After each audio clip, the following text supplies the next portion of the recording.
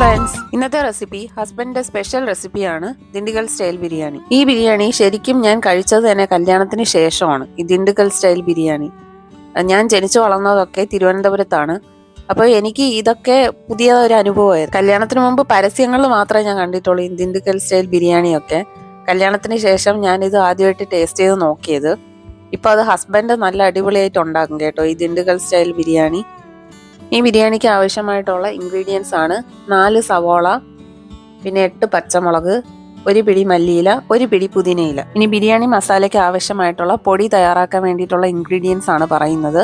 അതിനാവശ്യമായിട്ടുള്ളത് 1 കൈപ്പിടി അളവിലുള്ള അണ്ടിപ്പരിപ്പ്, 1 ടീസ്പൂൺ പെരിഞ്ജീരകം, 1 ടീസ്പൂൺ ചെറിയ ജീരകം, പിന്നെ ഒരു 1/2 ടീസ്പൂൺ മുഴുവൻ കുരുമുളക്, 6 ഗ്രാമ്പു, പിന്നെ ഒരു വലിയ സൈസിലുള്ള കറുകപ്പട്ട. പിന്നെ ഈ ഒരു സാധനം ഇതിന്റെ പേര് കൽപ്പാഷി എന്നാണ് അറിയപ്പെടുന്നത് കേട്ടോ. 1/2 കിലോ ചിക്കൻ വെച്ചിട്ടാണ് നമ്മൾ ഈ ബിരിയാണി തയ്യാറാക്കാൻ പോകുന്നത്. 1/2 കിലോ ചിക്കന് 1/2 കിലോ റൈസ് എന്നുള്ളതാണ് അതിന്റെ കറക്റ്റ് ആയിട്ടുള്ള അളവ്. ഇനി ഒരു കാര്യം കൂടെ നമുക്ക് ചെയ്യാനായിട്ടുണ്ട്. ഞാനിവിടെ 2 കപ്പ് ബാസ്മതി റൈസ് എടുത്ത് വെള്ളത്തിൽ നന്നായിട്ട് കഴുകിയിട്ട് കുതിരാനായിട്ട് ഇട്ട് വെച്ചിരിക്കുകയാണ്. 1/2 മണിക്കൂർ കുതിർക്കാനായിട്ട് വെക്കണം. അപ്പോൾ ആദ്യം നമ്മൾ ചെയ്യേണ്ടത് ഈ മസാല പൊടിച്ച് റെഡിയാക്കുക എന്നുള്ളതാണ്. അതിന് വേണ്ടിയിട്ട് ആ പ്ലേറ്റിൽ മാറ്റി വെച്ചിരുന്ന ഹോൾ ഇൻഗ്രീഡിയൻസും നമ്മൾ ഇപ്പോൾ ഒരു മിക്സർ ജാറിലേക്ക് ഇട്ട് കൊടുത്തതിന് ശേഷം നന്നായിട്ട് ഫൈൻ പൗഡറായിട്ട് പൊടിച്ചെടുക്കാൻ പോവുകയാണ്.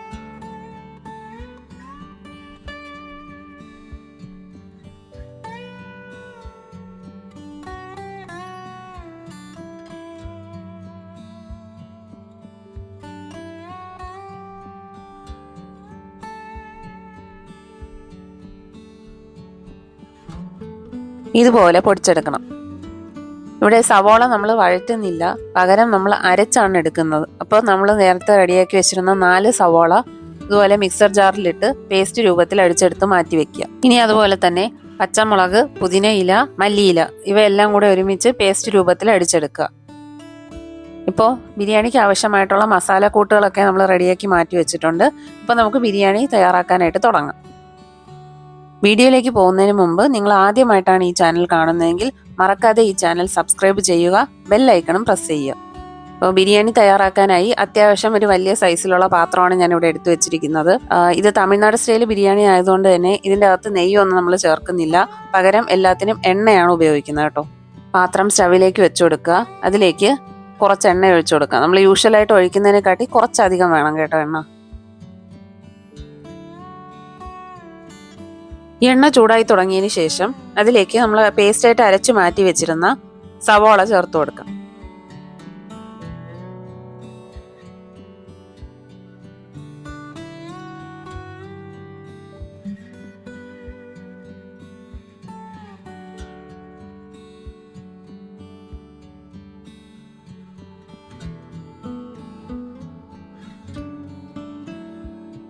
സവോള ചെറുതായിട്ടൊന്ന് ചൂടാക്കിയതിന് ശേഷം അതിലേക്ക് 1.5 table spoon ginger garlic paste ചേർത്ത് കൊടുക്കാം. ഇനി നന്നായിട്ട് വഴറ്റുക.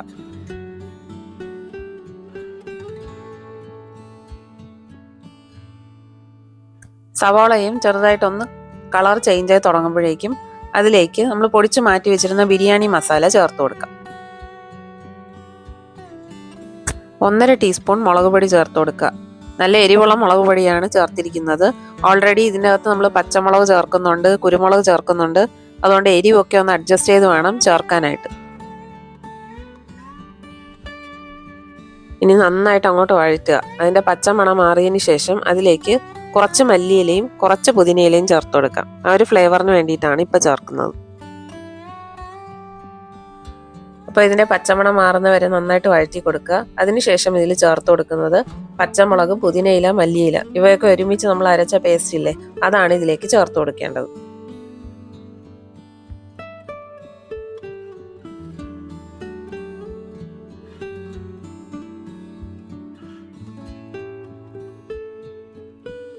ഇനി നന്നായിട്ട് വഴറ്റി കൊടുത്തതിന് ശേഷം ബിരിയാണിക്ക് ആവശ്യമായിട്ടുള്ള ഉപ്പ് ചേർത്ത് കൊടുക്കാം. റൈസിനും കൂടെ റൈസ് നമ്മൾ സെപ്പറേറ്റ് ആണ് വേവിക്കുന്നത്. തൽക്കാലം ഈ ഒരു മസാലയ്ക്ക് ആവശ്യമായിട്ടുള്ള ഉപ്പ് മാത്രം ചേർത്ത് കൊടുത്താൽ മതിയാവും. അതായത് ഇനി നമ്മൾ ചിക്കനൊക്കെ ചേർക്കാൻ പോവുകയാണ്, അതിനും കൂടെ ചേർത്തിട്ടാണ് ഇപ്പോൾ ഇവിടെ ഉപ്പ് ആഡ് ചെയ്തിരിക്കുന്നത്. ഉപ്പ് ചേർത്ത് കൊടുത്തതിന് ശേഷം നന്നായിട്ടൊന്ന് മിക്സ് ചെയ്യുക. ഇനി ഇതിലേക്ക് ആവശ്യമുള്ള പൊടികൾ ചേർത്ത് കൊടുക്കാം. ഇതിലേക്ക് 1.5 ടീസ്പൂൺ മല്ലിപ്പൊടി ചേർത്ത് കൊടുക്കാം. 1/4 ടീസ്പൂൺ ജീരകപ്പൊടി. ഇതിലേക്ക് ഗരം മസാലയുടെ ആവശ്യമൊന്നുമില്ല. ഓൾറെഡി നമ്മൾ ഹോൾ സ്പൈസസ് ഒക്കെ പൊടിച്ച് ഇതിൻ്റെ അകത്ത് ചേർത്തിട്ടുണ്ട്. ഇനി നന്നായിട്ടൊന്ന് മിക്സ് ചെയ്ത് കൊടുക്കുക. ഈ സമയത്ത് നല്ല മണമായിരിക്കും കേട്ടോ. ഉപ്പ് നേരത്തെ ഇട്ടിട്ട് ടേസ്റ്റ് ചെയ്ത് നോക്കിയപ്പോഴേക്കും തികഞ്ഞില്ല. അതുകൊണ്ടാണ് വീണ്ടും ഉപ്പ് ചേർത്ത് കൊടുക്കുന്നത്. മസാല നല്ല തിക്കായതുകൊണ്ടാണ് 1/2 ഗ്ലാസ് വെള്ളം ഒഴിച്ചു കൊടുത്തിരിക്കുന്നത്. അല്ലാന്നുണ്ടെങ്കിൽ അടിക്ക് പിടിക്കാനായിട്ട് ചാൻസ് ഉണ്ട്, പ്രത്യേകിച്ച് സ്റ്റീൽ പാത്രം ആയതുകൊണ്ട്. അപ്പോൾ 1/2 ഗ്ലാസ് വെള്ളം ചേർത്ത് കൊടുത്തിട്ടുണ്ട്. ഇനി ഇതിലേക്ക് 1/2 നാരങ്ങ പിഴിഞ്ഞൊഴിച്ചു കൊടുക്കാം.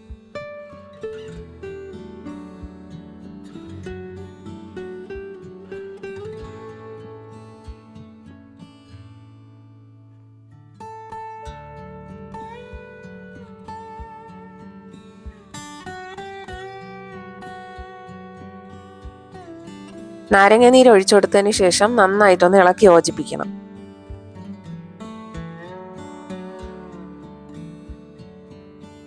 നന്നായിട്ട് മിക്സ് ചെയ്തതിന് ശേഷം ഇതിലേക്ക് 1 ടേബിൾ സ്പൂൺ തൈര് ഒഴിച്ചു കൊടുക്കാം. അധികം പുളിയില്ലാത്ത തൈര് വേണം ഒഴിച്ചു കൊടുക്കാനായിട്ട്.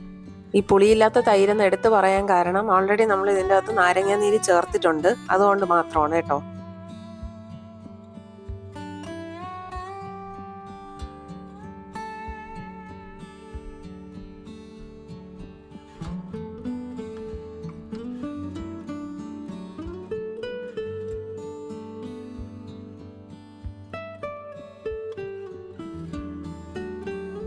ഇനി നമ്മൾ തയ്യാറാക്കേണ്ടത് അരി വേവിച്ചെടുക്കുക എന്നുള്ളതാണ്. അത് കഴിഞ്ഞ് തിളയ്ക്കുന്ന വെള്ളത്തിലേക്ക് കഴുകിയ അരി ഇട്ട് കൊടുക്കുക.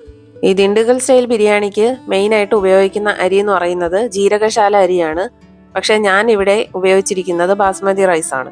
നമ്മൾ ഏത് അരി വേണമെങ്കിലും ഉപയോഗിക്കാം. നമ്മൾ വീട്ടിൽ തയ്യാറാക്കുമ്പോൾ എങ്ങനെ വേണമെങ്കിലും തയ്യാറാക്കാമല്ലോ. പക്ഷേ ഇത് പാരമ്പര്യമായിട്ട് തയ്യാറാക്കുന്നത് ജീരകശാല റൈസിലാണ് കേട്ടോ. ഇനി ഗ്രേവി റെഡിയാക്കി വെച്ചിട്ടുണ്ട്. ആ ഗ്രേവിയിലേക്ക് ഓരോ ചിക്കൻ പീസസ് ആയിട്ട് ഇട്ട് കൊടുക്കാം. ഇത് മാരിനേറ്റ് ചെയ്തിട്ടൊന്നുമില്ല കേട്ടോ, വെറുതെ ഇട്ട് കൊടുക്കുകയാണ്.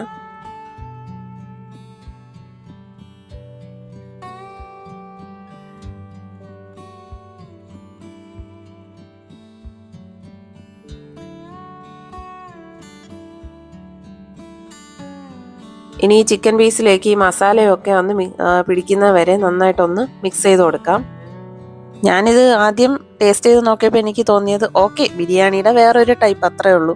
അല്ലാതെ എനിക്ക് വളരെ ഹൈപ്പായിട്ടൊന്നും തോന്നിയിട്ടില്ല. പക്ഷേ ഈ ഹസ്ബൻഡ് സ്നേഹം കൊണ്ട് ഉണ്ടാക്കി തരുമ്പോൾ നമുക്കതെന്തായാലും ഇഷ്ടപ്പെടുമല്ലോ. നമുക്ക് വേണ്ടി ഒരാൾ കുക്ക് ചെയ്ത് തരുന്നു, മെനക്കൊട്ട് സമയമെല്ലാം കളഞ്ഞ് അതൊക്കെ റെഡിയാക്കി തരുമ്പോഴേക്കും നമുക്ക് അതിലുള്ള ആ സ്നേഹമാണ് കൂടുതലും മനസ്സിലാവുന്നതല്ലേ. എന്ന് വെച്ച് ടേസ്റ്റ് കൊള്ളില്ലെന്നൊന്നും ഞാൻ പറയുന്നില്ല, ടേസ്റ്റ് കൊള്ളാം. എന്തൊക്കെ പറഞ്ഞാലും ശരി, നമ്മുടെ ബിരിയാണി തന്നെയാണ് ബെസ്റ്റ് അല്ലേ. അരി വെള്ളത്തിലിട്ടതിന് ശേഷം ശ്രദ്ധിക്കാതെ നിന്ന് കളയരുത്, പെട്ടെന്ന് അത് വെന്ത് കിട്ടും. നമുക്ക് ആവശ്യം ഇവിടെ 75% മാത്രം വെന്ത് കിട്ടിയാൽ മതിയാവും. ബാക്കി നമ്മൾ ദം ചെയ്യുമ്പോൾ വെന്തോളും. ചിക്കൻ പീസൊക്കെ നന്നായിട്ടൊന്ന് ചൂടായതിന് ശേഷം ഇതിലേക്ക് വെള്ളം ഒഴിച്ചു കൊടുക്കാം. ചിക്കൻ മുങ്ങിക്കിടക്കാൻ പാകത്തിന് മാത്രമുള്ള വെള്ളം ചേർത്ത് കൊടുത്താൽ മതിയാവും.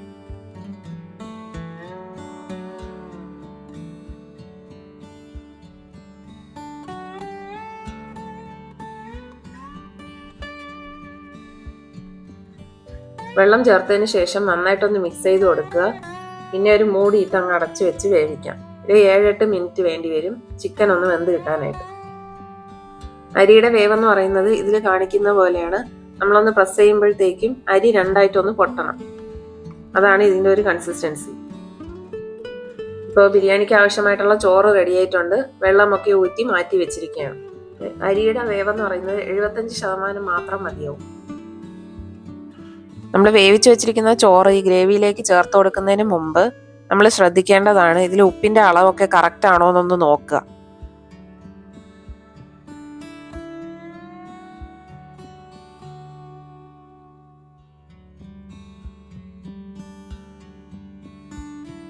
ഗ്രേവി കുറച്ച് തിക്കായിരുന്ന കാരണം കുറച്ചുകൂടെ വെള്ളം ഒഴിച്ചു കൊടുത്തിരിക്കുകയാണ്. ഇനി ഇതിലേക്ക് വേവിച്ച് വെച്ച ചോറ് ചേർത്ത് കൊടുക്കാം. ഈ ബിരിയാണി ദം ചെയ്താണ് എടുക്കുന്നതെങ്കിലും നമ്മളൊക്കെ ഉണ്ടാക്കുന്ന പോലത്തെ വൈറ്റ് കളർ ബിരിയാണി ഒന്നും അല്ല കേട്ടോ. ശരിക്കും ഇതിന്റെ കളർ തന്നെ ടോട്ടലി വേറെയാണ്. നമ്മൾ സാധാരണ ബിരിയാണി ഉണ്ടാക്കുന്നത് മസാലയ്ക്ക് മീതെ വേവിച്ച റൈസൊക്കെ ചേർത്തിട്ട് അങ്ങനെ വൈറ്റ് കളറിലാണ് നമ്മുടെ ബിരിയാണി ഇരിക്കുന്നത്. നമ്മൾ മസാലകളൊന്നും അങ്ങനെ മിക്സ് ചെയ്തെടുക്കാറില്ല. പക്ഷേ ഈ ബിരിയാണി എന്ന് പറയുന്നത് മസാലകളൊക്കെ ഇട്ട് ആദ്യം തന്നെ വെള്ളത്തിൽ തിളപ്പിച്ചിട്ട് പിന്നീടാണ് അരി ഇടുന്നത്. അപ്പോൾ ഓവറോൾ ഒരു യെല്ലോ അല്ല, ഒരു ഗ്രേ അല്ല, ഒരുമാതിരി ഒരു കളറാണ് കേട്ടോ ഇതിന്. ഒറിജിനലായിട്ട് ഈ ബിരിയാണി തയ്യാറാക്കുന്നത് കൈമ റൈസിലാണ്. പക്ഷേ ഞങ്ങളിവിടെ ഇത് ഉപയോഗിച്ചിരിക്കുന്നത് ബാസ്മതി റൈസാണ്. നമ്മൾ ഇട്ട് കൊടുത്ത ബാസ്മതി റൈസിൻ്റെയും വെള്ളത്തിൻ്റെയും അളവ് സെയിം ലെവലായിരിക്കണം. അതുകൊണ്ട് ഇത് നമ്മൾ വേവിച്ച് വെച്ചിരിക്കുന്ന ചോറ് ഇതിൻ്റെ ഉള്ളിൽ ഇട്ട് കൊടുത്തതിന് ശേഷം ചെറുതായിട്ടൊന്ന് പ്രസ് ചെയ്ത് കൊടുക്കുക. അതിൻ്റെ മുകളിലൂടെ ഈ തിളച്ച വെള്ളം പൊങ്ങി വരണം. ഇതാണ് ഇതിൻ്റെ അളവെന്ന് പറയുന്നത്. തീരെ കൂടിയും പോകാൻ പാടില്ല, കുറഞ്ഞും പോകാൻ പാടില്ല, സെയിം ലെവലായിരിക്കണം.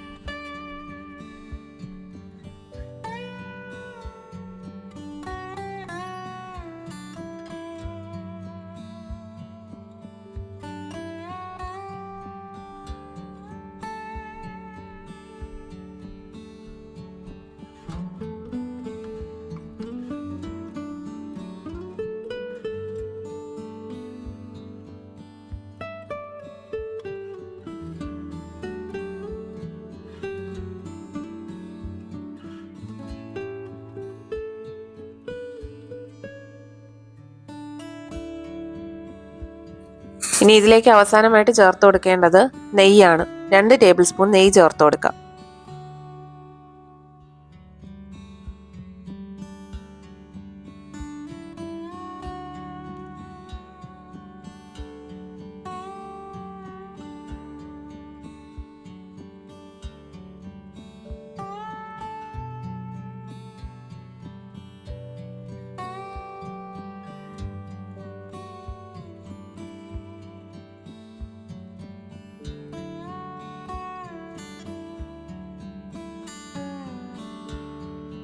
നെയ്യ് ഇതുപോലെ ഈവൺ ആയിട്ട് സ്പ്രെഡ് ചെയ്ത് കൊടുക്കാം.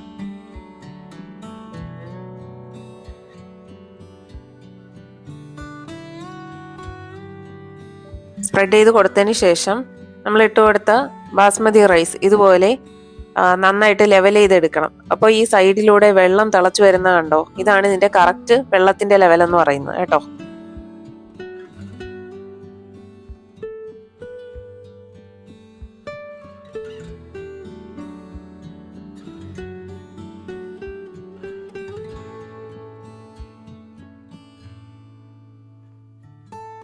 ആദ്യമേ ഞാനൊരു തവ ചൂടാക്കാനായിട്ട് സ്റ്റവിൽ വെച്ചിട്ടുണ്ടായിരുന്നു.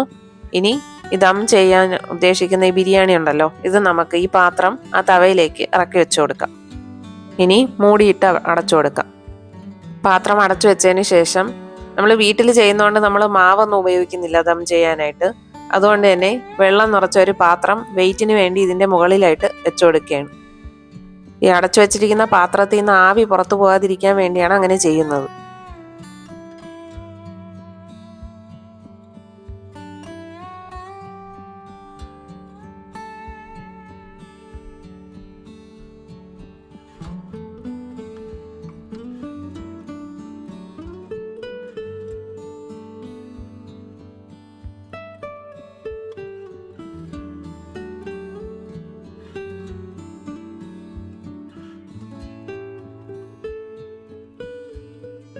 ദം ചെയ്യാൻ വെച്ചിട്ട് 20 മിനിറ്റ് ആയിട്ടുണ്ട്.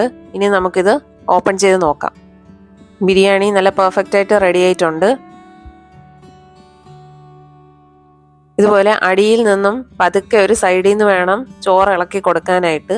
അല്ലാന്നുണ്ടെങ്കിൽ ഈ ചൂട് തട്ടിയിട്ട് അത് പെട്ടെന്ന് കുഴഞ്ഞു പോകാൻ ചാൻസ് ഉണ്ട്. ആ സൈഡിലൊക്കെ ഒട്ടിയിരുന്ന മസാലയൊക്കെ അരിയിൽ നന്നായിട്ട് സ്പ്രെഡ് ആവണം. അതിന് വേണ്ടിയിട്ടാണ് ഇങ്ങനെ ചെയ്യുന്നത്. അപ്പോൾ ഇങ്ങനെയാണ് ഈ ബിരിയാണി തയ്യാറാക്കി എടുക്കേണ്ടത്.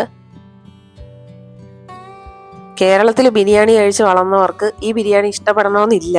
എന്നാലും ഒരേപോലെ ബിരിയാണി ഉണ്ടാക്കി കഴിച്ച് മടുത്തിരിക്കുമ്പോൾ ഒരു ചേഞ്ചിന് നമുക്ക് ഇതൊക്കെ ഒന്ന് ട്രൈ ചെയ്യാം അല്ലേ. കല്യാണത്തിന് ശേഷം ഹസ്ബൻഡ് ഉണ്ടാക്കി തന്നിട്ടാണ് ഞാൻ ആദ്യമായിട്ട് ഈ ബിരിയാണി ട്രൈ ചെയ്ത് നോക്കുന്നത്. പക്ഷെ ടേസ്റ്റ് ഒട്ടും മോശമല്ല, നല്ല രസമുണ്ടായിരുന്നു. പിന്നെ ആണുങ്ങൾ എന്ത് കുക്ക് ചെയ്ത് തന്നാലും നല്ല ടേസ്റ്റ് ആയിരിക്കുമല്ലോ അല്ലേ. അത് നമുക്ക് എന്തായാലും മറുത്ത് പറയാൻ പറ്റില്ല. ഈ ബിരിയാണിയും അതുപോലെ തന്നെ നല്ല അടിപൊളി ടേസ്റ്റ് ആയിരുന്നു കേട്ടോ. ഈ പ്ലേറ്റിൽ ഞാൻ കാണിച്ചിരിക്കുന്നത് ഇതിൽ ഈ ചിക്കൻ ബിരിയാണിയുടെ കൂടെ ഞാൻ മട്ടൻ്റെ ലിവർ ഫ്രൈ ഉണ്ടാക്കിയിട്ടുണ്ടായിരുന്നു. പിന്നെ ദാൽച്ച എന്ന് പറയുന്ന തമിഴ്നാട്ടിലെ ഒരു ഐറ്റമാണ്. ഇതും ഞാൻ കല്യാണത്തിന് ശേഷമാണ് കഴിച്ചത്.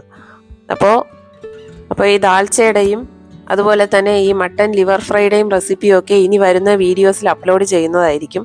നിങ്ങൾക്ക് എല്ലാവർക്കും ഈ വീഡിയോ ഇഷ്ടമായെന്ന് കരുതുന്നു. നിങ്ങളെല്ലാവരും ഈ റെസിപ്പി വീട്ടിലൊന്ന് ട്രൈ ചെയ്ത് നോക്കുക. നിങ്ങളുടെ വിലപ്പെട്ട അഭിപ്രായങ്ങൾ കമൻറ്റ് ബോക്സിലൂടെ അറിയിക്കുക.